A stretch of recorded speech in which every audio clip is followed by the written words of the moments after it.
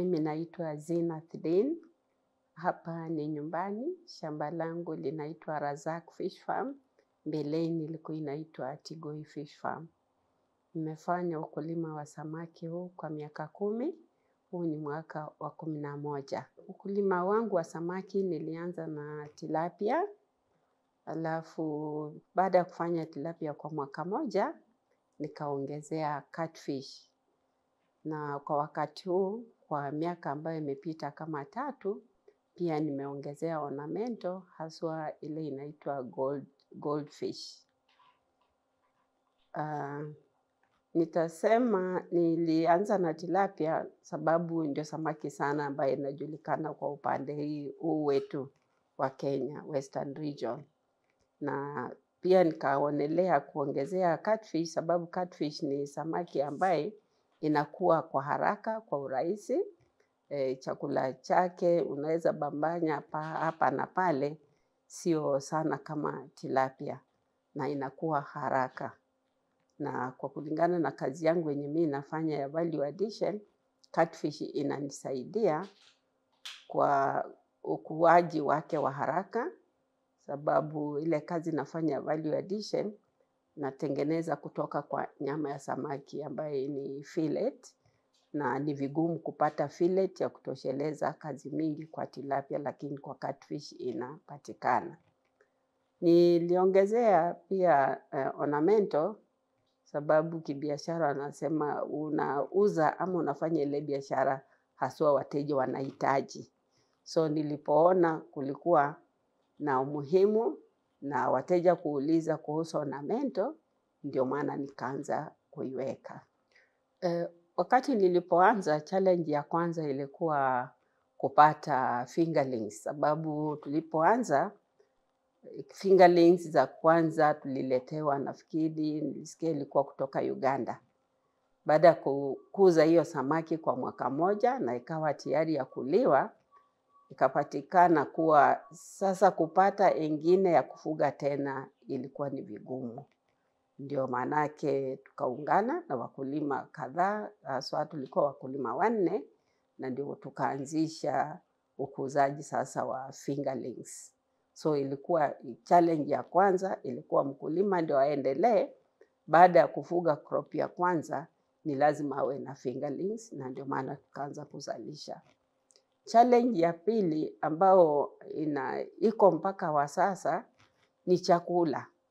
Chakula cha samaki mwanzo kilikuwa hata hakitengenezwi hapa Kenya. So ilikuwa inatoka ng'ambo, na kawaida kitu chakula ama chochote kikiletwa kutoka nje, mara mingi gharama huwa juu zaidi kidogo. So gharama ya chakula. Na wakati huu ingawaje kuna kampuni za hapa kwetu zinatengeneza, na wengine pia wananunua in bulk, halafu wanapima kiasi kulingana na mahitaji ya wakulima, lakini bado chakula cha samaki kiko juu. Challenge ya 3 ni maji. Kulingana na vile sote tunajua kwamba anga inabadilika, unakuta msimu ambao wa mvua, maji hakuna, na kwa hivyo maji pia hakuna. So na watu wengi tunategemea kilimo cha samaki kwa maji ya kawaida ya mvua. So nakuta wakati mvua hakuna, kama wakati huu wa Februari, na ingekuwa ni wakati wa mvua, mvua hakuna, na kwa hivyo wakulima wengi unakuta hata vidimbwi zao zimekauka. Ingekuwa na uwezekano wa kuwa na maji, kusaidiana labda wakulima ama tukijiunga pamoja kuchimba kitu kama borehole kama tuko karibu, ama tusaidiwe na namna yote tu ya kupata maji. Inamaanisha tunaweza kufanya hiki kilimo kwa mwaka, tuseme miezi yote ya mwaka mmoja ambayo ni 12. Kwa saa hii na changamoto hizo 3 sana. Si kwamba zingine hakuna, lakini hizo ndio za muhimu sana. Penye nilianzia mimi ukulima kwa shamba langu ni kuna bahati, kuna chemichemi ya maji kidogo. Sasa mimi nikaonelea ile maji niweze kuyatumia na nizalishe chochote ambacho kingeweza kunisaidia ima kwa chakula ama ya biashara. Kwa hivyo nitasema mwanzo ilikuwa ni chakula na kisha biashara. Sababu kama ni kidogo tu ile ya kula nyumbani peke yake haitatosha ya kuuza. Kwa hivyo inakuwa nikuze mingi tuweze kula, kulisha jamii, na ile ya ziada pia niuze kwa upande wa biashara ndo inisaidie kuendeleza kilimo. Primary market ni local people. Sasa mimi wakati samaki ninajua inakaribia kuwa tayari, kuna majirani naongea na wao na marafiki. Niko katika vyama kama 3 hivi vya kina mama, ninawajulisha pia. So market yangu ya kwanza ni local. Being now this farm, besides just farming, fish farming generally, it's a breeding farm.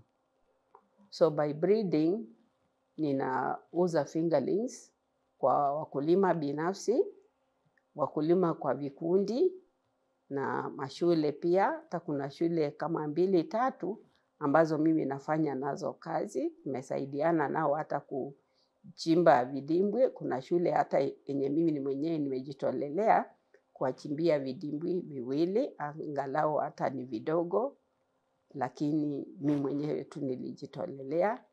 So najua hivyo pia ni kutengeneza customer ama uteja. Nimewatengezea, nimewapatia ya kwanza, lakini wakiendelea najua ya 2 na 3 watanunua. Nina wateja wengine pia ambao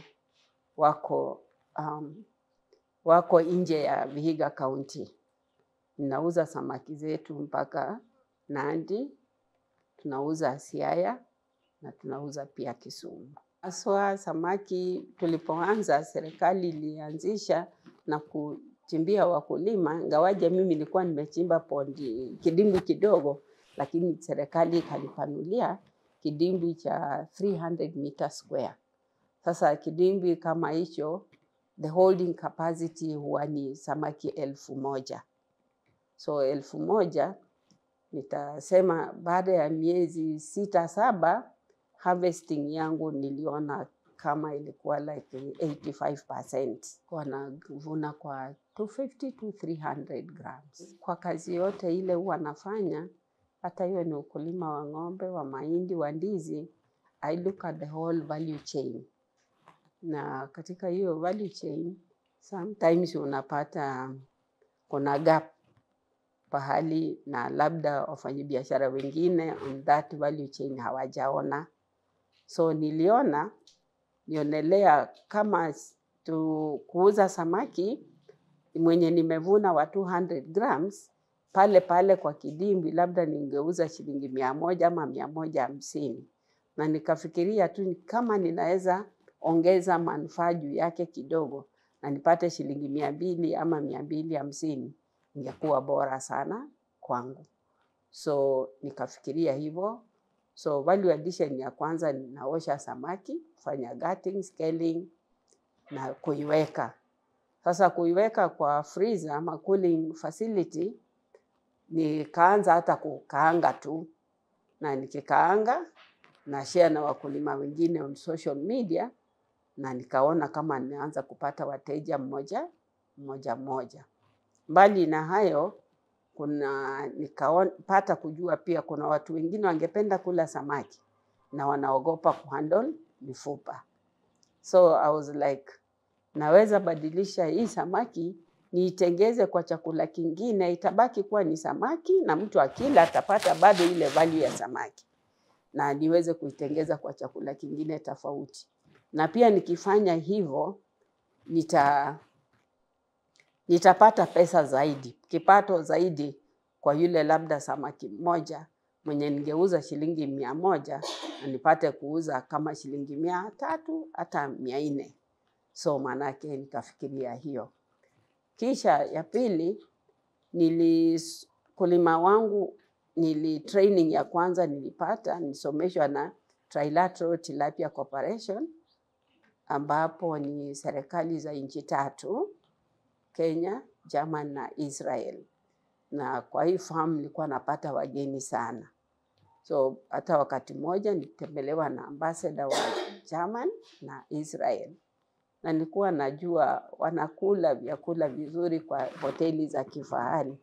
But kwa shamba langu nikatamani niweze kuwapatia chakula ile labda wapati pali kwingine.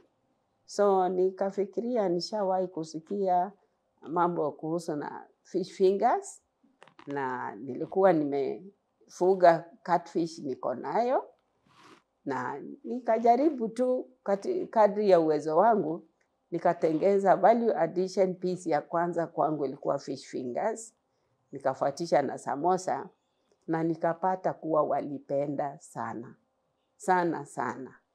Basi hiyo ndio ikanipa morali ya kuendelea mbele, na mpaka sasa inaendelea.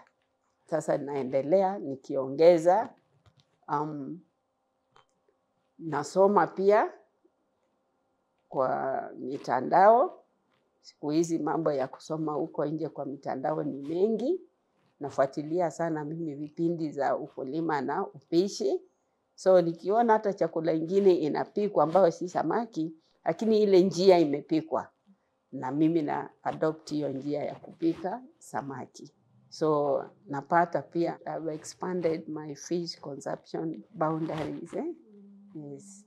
Wale walikuwa watu wachache wanakula samaki, sasa watu wengi wakinitembelea wanakula samaki, hata yule ambaye alikuwa anaogopa.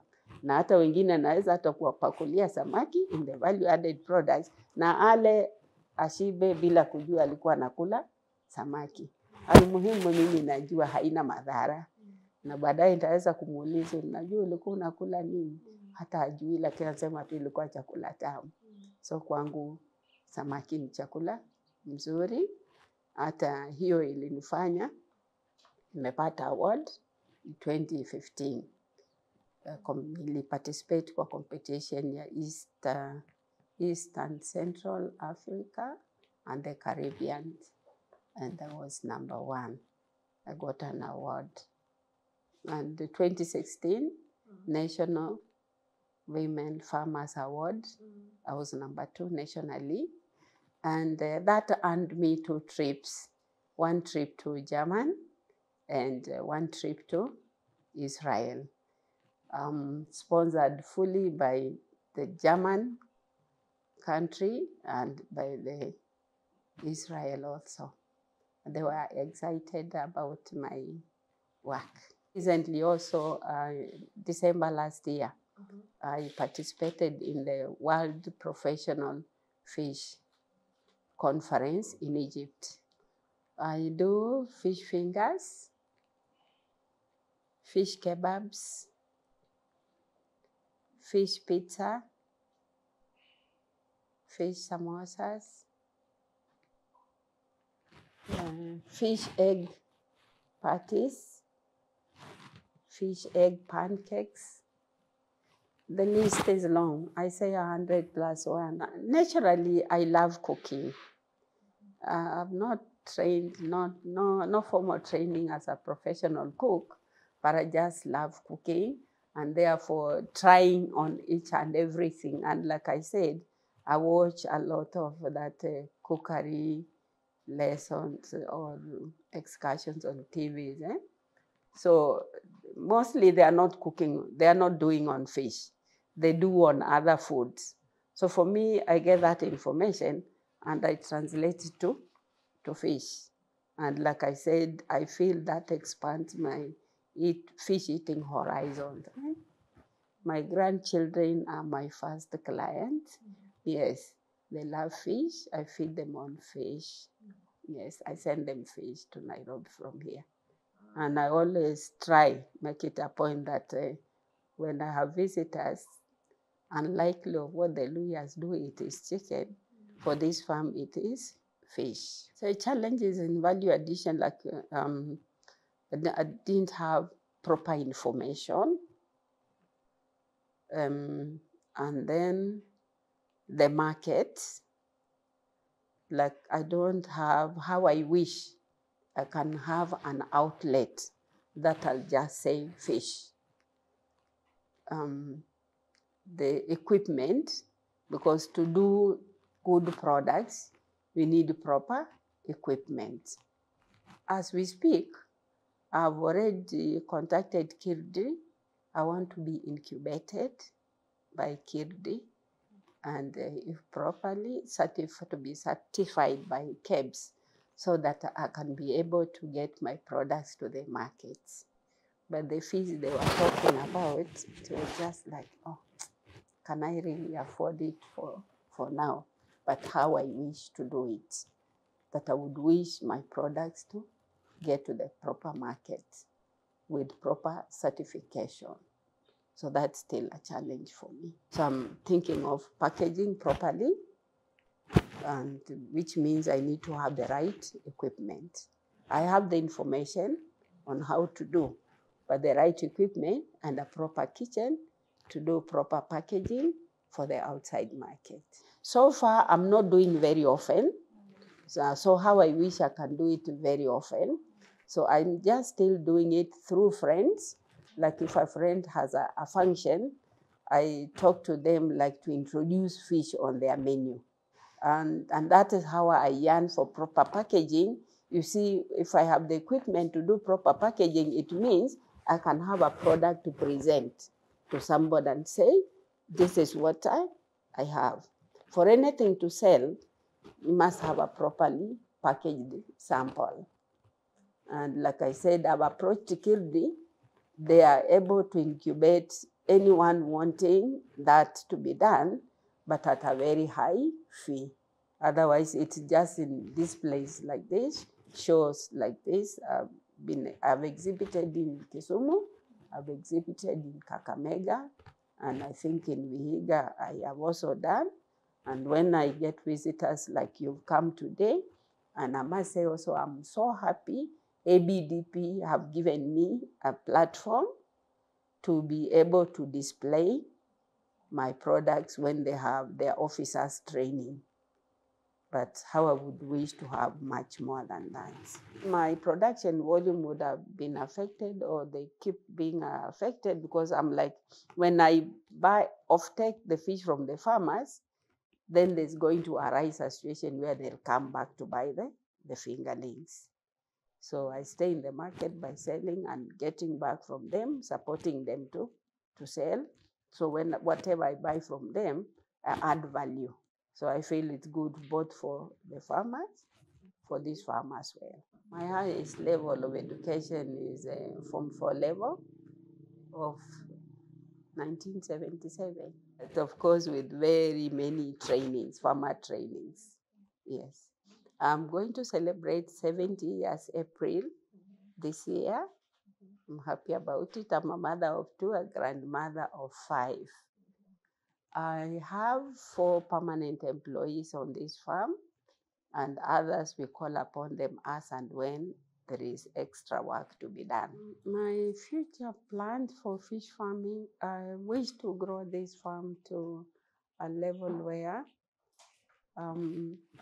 as it is today, I have 16 ponds of different sizes. I have a training facility where we are now. I have an indoor hatchery. I have a dining facility. I'm just putting up a guest house, because there on a few cases, I've gotten calls from farmers, or starting on farmers who want to come and train. So I'm like, if I have a guest house, they would stay and they would be trained on the farm. In terms of value addition, I feel very okay. Like on this farm, a farmer coming in to train will see the fish from the egg production right to the table through value addition. Yes. And so they've been encouraged in a way that it is just not about farming the fish. There's so much to be done along the value chain. You could do something along the value chain, like you can sell fish from the farmers, buy fish from the farmers and sell. You can be adding value. What I'm thinking, like having an outlet will be a kitchen where I can do the value added products, package and sell. So create employment by engaging somebody like a border guy to go out and sell. And for me, that will be a plus, not only for this farm, for the other farmers, and possibly for the community as well, and creating jobs. I always say the market is out there. The market is big. I alone and maybe any one farmer cannot satisfy the market. Every other day a new mouth is born, isn't it? So my advice would be, let's not copy paste what you find somebody is doing. Just watch out along the value chain and you'll find something to do. So there is so much outside there to be done. Upcoming farmers, fear nothing, take a risk. You can never know you will succeed without trying. Fail one time, wake up, look for somebody who can hold your hand, and we will move on, inshallah. Go out and seek for information. The information will not come to you on your farm. Yes, I visit a lot. I visit other farmers. I like that. A starting up farmer, a farmer who is ahead of me, I believe I can always get some information from somebody and we grow together.